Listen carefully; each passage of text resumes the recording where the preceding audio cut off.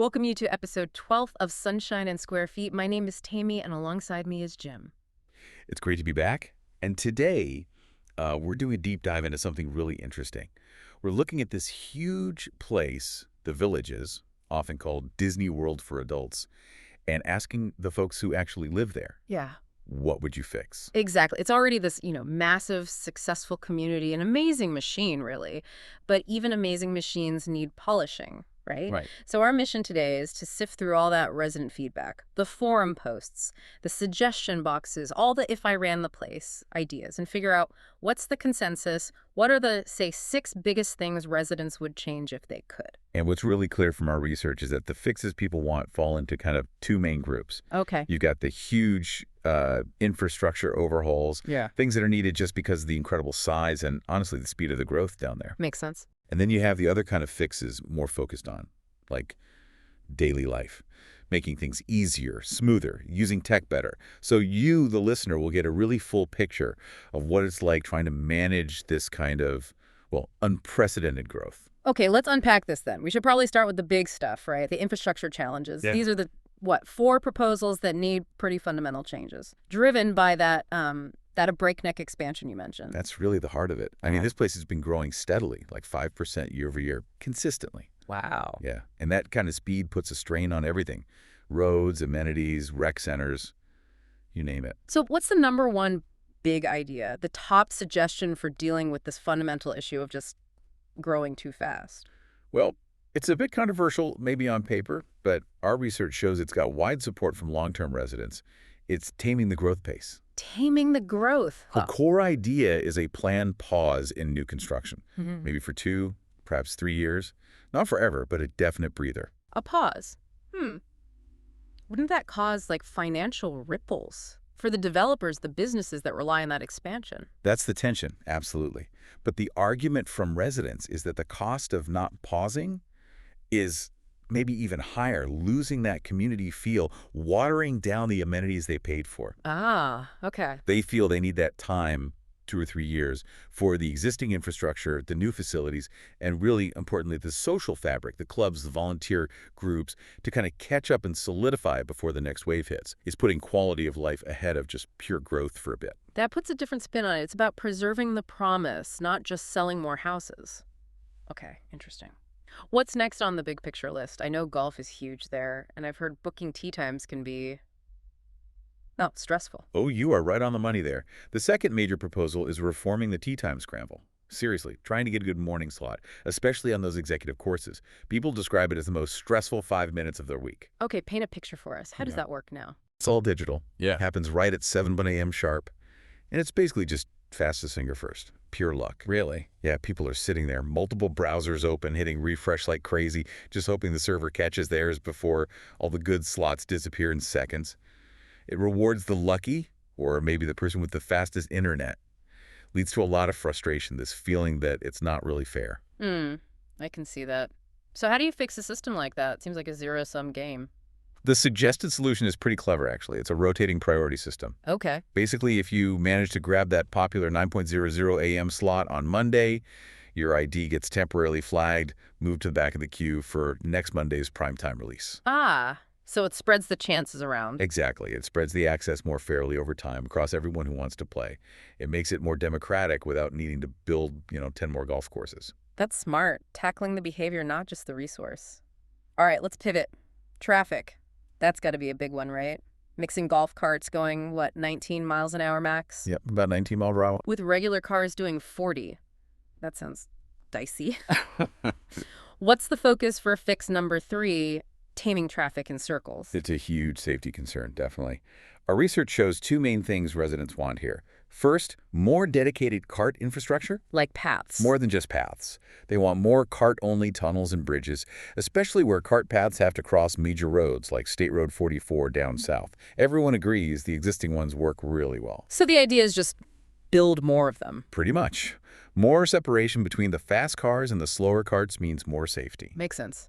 And the second part, I'm guessing, roundabouts, the infamous Florida traffic circles. You guessed it.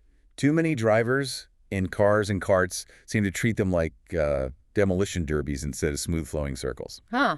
Yeah, I've seen that. So the second part of the demand is simple but maybe effective. A mandatory educational video. How to use a roundabout. Every single new resident has to watch it. Seriously, a required video. Yep. Sounds basic, but getting everyone on the same page about yielding and circulating properly, residents think it's critical for cutting down on accidents and maybe a little bit of road rage too. Targeting the education right where it's needed. Okay. And the last big structural point. The sheer size of the place is becoming an issue. Fragmentation. Right. Which brings us to the fourth major idea. Bridge the north-south divide.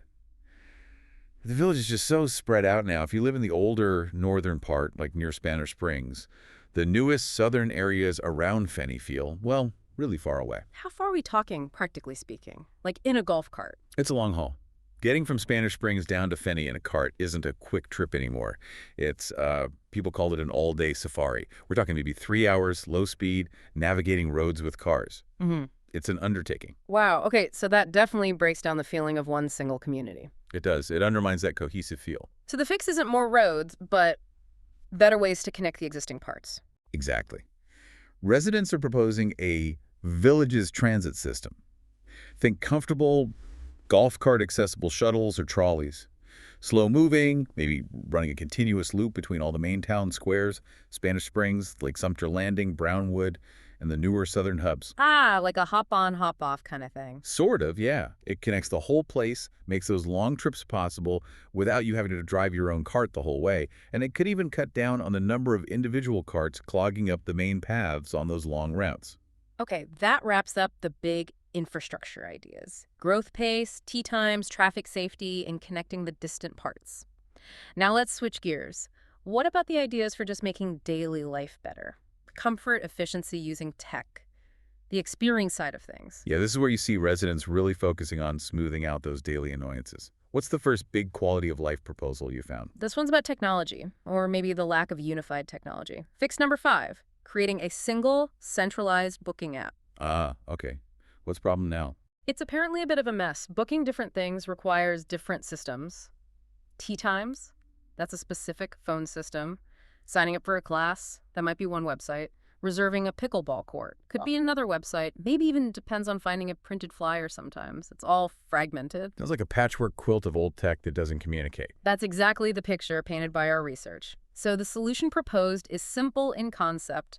One app. You open it, you can book your golf, reserve that pickleball court, sign up for water aerobics, check pool hours, get community alerts, everything in one place. Nice and streamlined.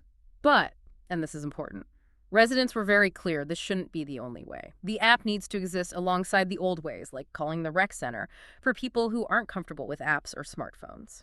That's a crucial point for a retirement community, right? Yeah. Catering to everyone. Okay, good. Let's step outside for the last main fix. This one's about weather and comfort. Yes. Fix number 6. Shift Summertown Square entertainment hours. The town squares are vital, right? Live music, dancing every single night, big social hubs. Absolutely. The problem is the entertainment currently starts at 5:00 p.m. year-round. Okay, and in the Florida summer, Memorial Day through Labor Day, 5:00 p.m. is still pretty brutal outside. Exactly. The sun's beating down, the pavement's radiating heat, the benches are hot. It's just uncomfortable. So what happens is people wait. They don't come out until the sun starts to go down, maybe closer to 8:00 or 8:30 p.m. Meaning that first couple of hours, the band's playing to an almost empty square. Right. It kind of defeats the purpose of starting early. So the proposal is really straightforward. During those hot summer months, just shift the schedule, start at 6 p.m. and run till 10 p.m. instead of 5:00 to 9:00. Give the sun an extra hour to dip, let things cool off a bit. That makes perfect sense. A simple change that could make a big difference to the whole evening vibe. Draw people out earlier. So those are the big 6 we identified. 4 major infrastructure shifts, 2 key quality of life upgrades. But you mentioned our research also turned up a few other popular ideas, right? Maybe smaller tweaks, but things people really want. Yeah, exactly. 3 more quick-hit enhancements came up consistently. They touch on access, food, and, well, relaxation. Let's touch on those. First, controlling who gets into the amenities. Ah, yes, the access enhancement. Residents want universal ID card access for amenities everywhere. Apparently, the newer areas like Middleton already have this, a key card you tap to open the pool gate or the pickleball court. Okay. The proposal is to roll that out community-wide. And why is that such a priority? What's the benefit? Two main things. One, it's faster for residents, just tap and go. Two, it's better security. It means Community Watch doesn't have to manually check paper IDs at busy times, and, maybe more importantly, it helps enforce the amenity fee system. Makes it harder for non-residents or guests who maybe shouldn't be there to just wander in. Right. Turns access into an active checkpoint, not just passive monitoring. Smart. Okay, what about food? Dining options. This came up a lot, the dining improvement idea. It's basically a critique of what some residents call the chain gang. The chain gang. Meaning they feel the restaurants in the town squares are too heavily dominated by the big national chains. You know, the same places you find in any suburban mall anywhere in the U.S. Okay, so they want more variety, more local flavor. Exactly. They want the community developers or managers to actively incentivize small, independent, maybe chef-driven restaurants. Someone suggested creating a sort of restaurant incubator program, maybe offer reduced rent or something to attract unique, high-quality local places. People want a special bistro or a great local seafood spot, not just another Applebee's or Olive Garden. Yeah, I can see that. It adds character, personality to the town squares. Okay, final quick enhancement. Comfort. Comfort enhancement. Hot tubs. It might seem odd, but apparently hot tubs are pretty rare in the villages right now. Really? With all those pools. Yeah. And even though the pools are heated, they keep them around 82 degrees Fahrenheit, which is nice most of the year, but maybe not quite warm enough in the cooler months. Ah, okay.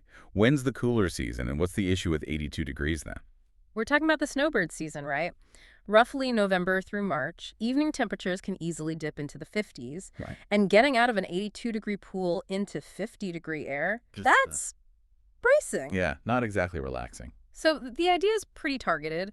Install hot tubs at select adult pools. Not every pool, maybe one hot tub per, say, 15 or 20 pools.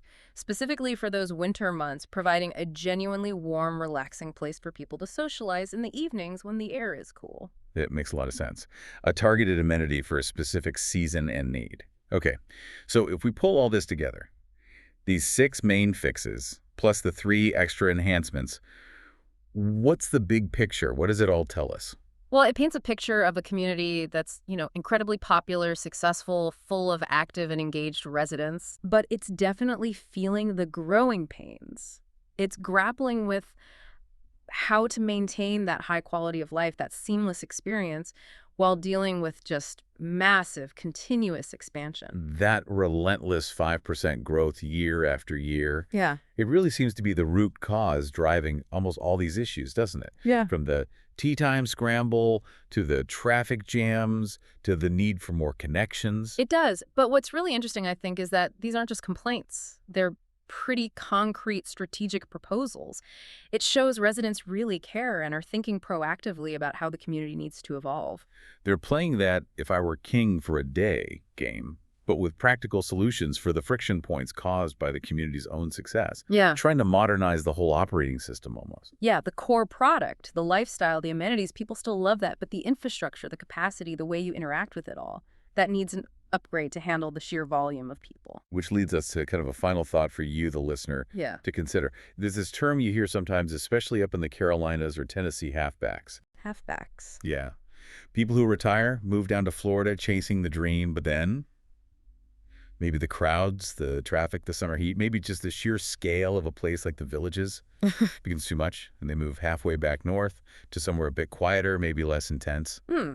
Interesting. So the question is... Yeah, the question is, if the Villages actually implemented these big 6s we've talked about, paused the growth for a bit, built the tunnels, launched the transit, reformed the tea times, got the central app working smoothly, would that be enough? Enough to stop people becoming halfbacks. Enough to make sure the next wave of retirees finds it just as appealing as the last. Can they strike that balance between managing the massive scale and preserving that quality of life? That's the multi-billion-dollar question they face as they keep growing, isn't it? And if you're thinking about making a move yourself, or maybe you just want to learn more about the specifics down here, definitely give us a call. You can reach Tami or I at 352-492-1699. Please like and subscribe, and thank you for listening to Sunshine and Square Feet. See you next time.